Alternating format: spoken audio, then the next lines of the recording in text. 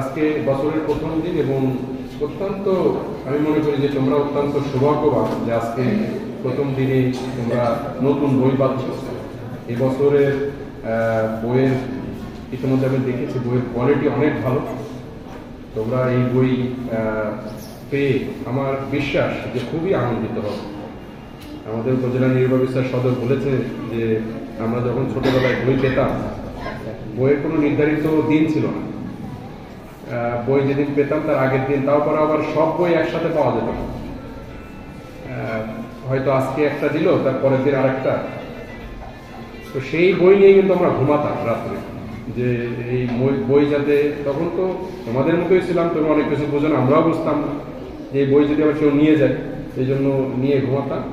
এবং এই বইয়ের ওই যে কাভার বা মোড়াট লাগানোর জন্য একটা বিশাল কর্মযোগ্য, এটা কোথায় এটা পাওয়া যাবে, কারণ আমরা তো গ্রামে থাকতাম, কোথায় পাওয়া যাবে এই যে কাভার যে লাগাবো সেই সিমেন্টের বস্তা, তারপরে অথবা ক্যালেন্ডার তো এত অ্যাভেলেবল ছিল না, মেনলি সিমেন্টের বস্তা।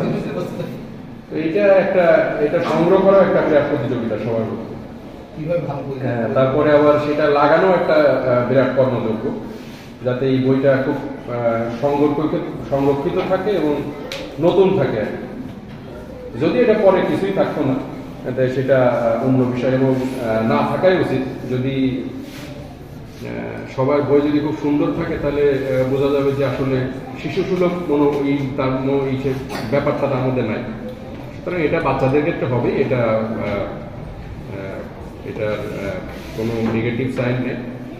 তবে অত্যন্ত গুরুত্বপূর্ণ যে আজকে আমরা তোমাদের হাতে বই তুলে দিতে পারছি। বর্তমান সরকার চেষ্টা করছে এবং অল্প 2-1 দিনের মধ্যেই আমরা বাকি অবশিষ্ট যত ক্লাসের বই আছে, প্রথম শ্রেণী থেকে দশম শ্রেণী পর্যন্ত সব বই আমরা তাদের হাতে তুলে দিতে পারবো এবং নতুন উদ্যমে 2025 সালে শিক্ষা কার্যক্রম শুরু হবে।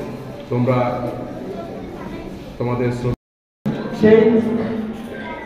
তোমাদের যে আগ্রহ, এই আগ্রহের কারণেই সরকার প্রতি বছর যে তোমাদের হাতে নতুন বই প্রথম দিনই তুলে দেন। সরকারের নির্দেশনা আমরা এখানে এসেছি তোমাদের হাতে নতুন বই তুলে দেওয়ার জন্য। সবাই জানি পটুয়াখালী প্রধান স্থান অধিকার করে। পটুয়াখালীর মধ্যে বরিশালের পরে আমাদের এই স্কুলটা।